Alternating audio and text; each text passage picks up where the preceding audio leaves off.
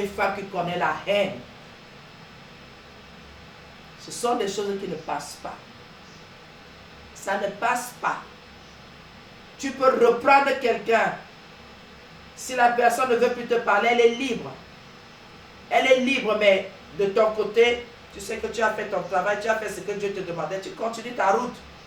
Tes réussites vont faire que l'autre reste dans sa rancœur et qu'elle grandisse, mais toi tu avances. Tu avances. Et c'est une personne simple, avec un cœur bien disposé qui peut intercéder. Qu'on ne vous trompe jamais. Qu'on ne vous raconte pas d'histoire. Si quelque chose t'a attristé, prends le temps de présenter ce sujet au Seigneur et abandonne ce sujet. Abandonne, ne t'attarde pas sur certaines choses. Ça détruit. Ça te détruit et ça détruit les autres. Et tu n'es plus une terre fertile pour porter un sujet de prière, pour pouvoir intercéder, parler en faveur de quelqu'un à Dieu. Que ce soit ton mari, ta femme, tes enfants, n'importe qui, tu ne peux pas. Tu n'es pas une terre favorable, une terre fertile. C'est pour cela que quand on parle d'intercession, la plupart des intercessions des églises on doit casser ça. Parce qu'en général, c'est le siège de sorcellerie. On prend les méchants. Les gens qui veulent être au centre des histoires des gens. Les gens qui veulent être comme si ce sont eux qui sont devenus des dieux. On a porté ton sujet dont tu as eu réussite. Non, non, non, non, non. Ce n'est pas toi. C'est une personne favorable. Une personne bien disposée. Qui porte, ou des personnes qui portent le sujet. Et ce sujet-là monte comme un parfum de bonne odeur au Seigneur. Et le Seigneur accepte de donner le visa. De dire que ça se passe dans la vie de cet enfant. Ça se passe dans la vie de cette maman. Ça se passe dans la vie de ce papa. Ce n'est pas toi.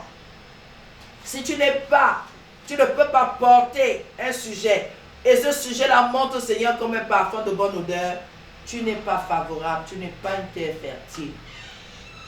C'est pour cela que je dis souvent aux femmes, abstenez-vous d'aller chercher des histoires à gauche, à droite. Restez chez vous. Restez chez vous à vous occuper de ce qui vous concerne.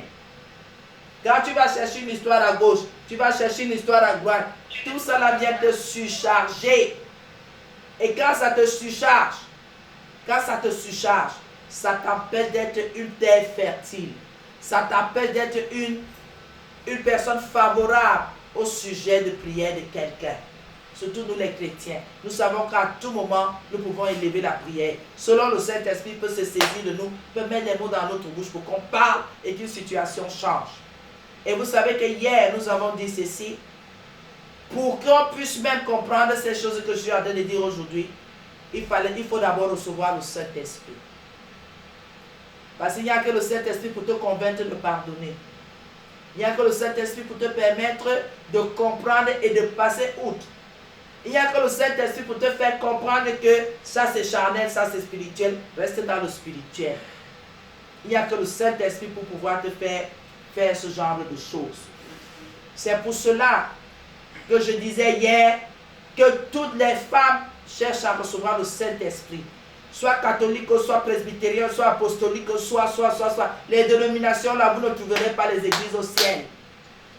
Vous ne trouverez pas les églises au ciel, apostoliques, catholiques, presbytériens, pentecôtistes, vous ne trouverez pas ça.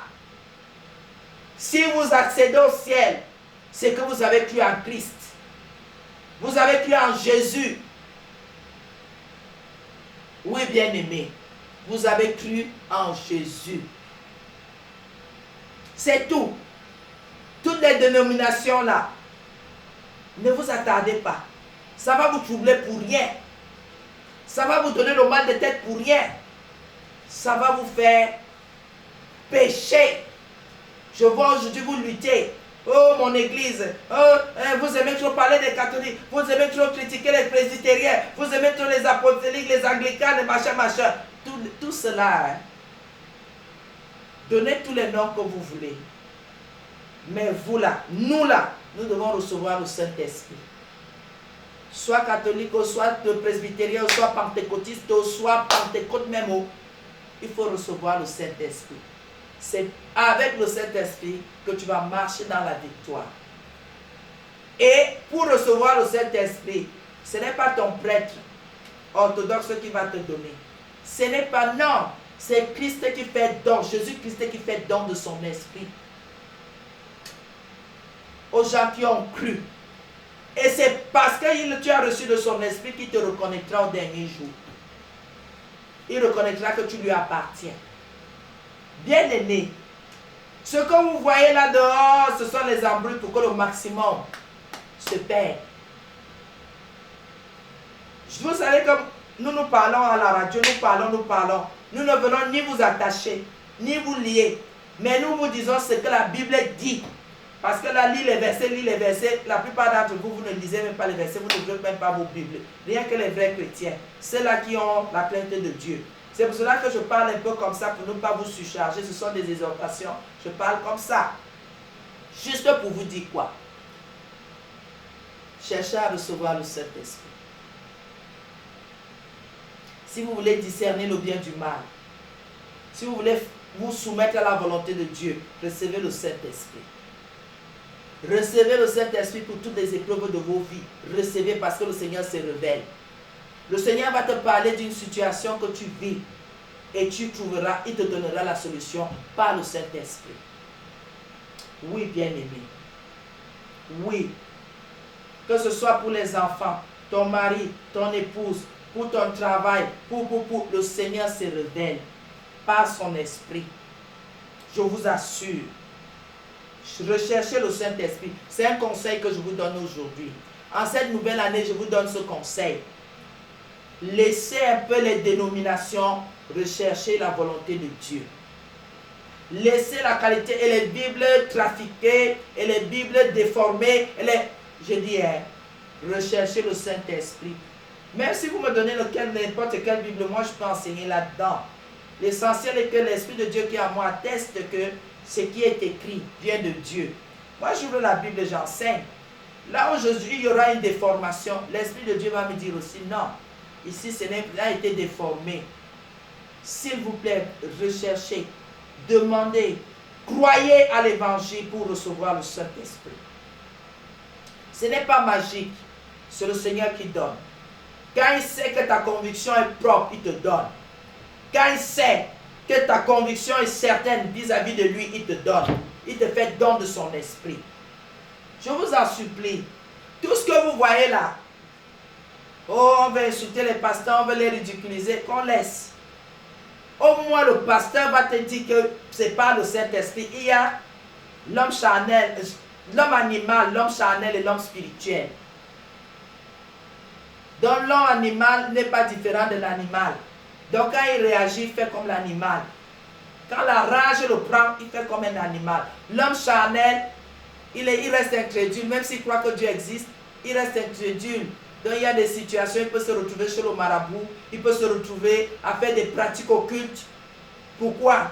C'est sa chair qui le commande. Même l'homme spirituel marche selon l'esprit. L'esprit de Dieu. Donc la parole. Quand vous lui parlez, il demande en lui-même, il se pose la question que qu'est-ce que la parole de Dieu dit. Et s'il se rappelle du verset, il va vous dire directement que je ne fais pas ou je fais. Et recherchons plutôt à être des femmes spirituelles. Je n'ai pas dit des femmes sorcières, j'ai dit spirituelles. Recevons l'Esprit de Dieu pour que l'Esprit de Dieu nous dirige. Personne ne sera ton gardien, l'Esprit de Dieu va te diriger. Personne ne va venir veiller sur toi. L'Esprit de Dieu va te dire non, tu ne fais pas ça. Là, tu peux aller. Là, tu peux le dire. Là, tu ne penses pas comme ça. Et quand l'Esprit de Dieu est là et qu'on veille à ce qu'il reste toujours sans l'attrister, nous gagnons. Toutes les situations de nos vies sont révélées. Je dis toutes. Le Seigneur te fait part. Il a dit qu'il n'y a pas de surprise avec lui. Je vous en supplie les mamans. Je vous en supplie les femmes. Au lieu de lutter aujourd'hui pour un tissu, lutter aujourd'hui pour un billet, de l'argent pour lutter, recherchons les choses d'en haut. Les cadeaux parfaits et les dons excellents qui viennent d'en haut. Cela est salutaire pour nous, pour nos familles, pour notre vie. pour notre avancement, pour notre prospérité même. Je vous en supplie. Je ne sais pas s'il y a déjà des sujets de prière pour qu'on puisse quand même prier aujourd'hui. Pour qu'on ait 1 ou 2 sujets de prière. De toutes les façons, nous allons prier pour les familles ce matin. Nous allons prier. Nous allons commencer. Nous allons rendre grâce à Dieu. Nous allons lui dire merci pour ce jour nouveau. Nous allons lui dire merci pour sa puissante main. Nous allons lui dire merci pour son amour qu'il a manifesté encore envers nos familles, envers nous, envers nos enfants, envers nos maris, nos épouses, envers même la famille biologique, parce qu'il a conservé le souffle de vie presque à tout le monde. Nous lui disons merci, merci bien-aimé, merci, dis merci au Seigneur. Il a dit qu'il faut lui rendre grâce en tout temps, qu'il pleuve, qu'il neige, qu'il vente. Dis merci au Seigneur, parce que tout cela contribue à ton épanouissement. Dis-lui merci. Il a dit que nous devons lui rendre grâce en toutes choses. Quoi qu'il se passe, quoi qu'il ne se passe pas, dis-lui merci. Parce que ses plans sont parfaits.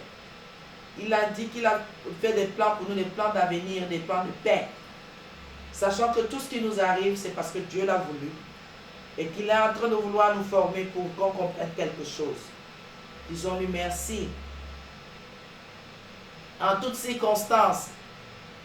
Exactement. Que je mange pas, que les gens qui est morts dorment ou pas. Tout ce qui se présente à moi, je dois dire merci Seigneur. Je dois toujours lui dire merci. S'il enlève papa, je dois lui dire merci. S'il enlève maman, je dois lui dire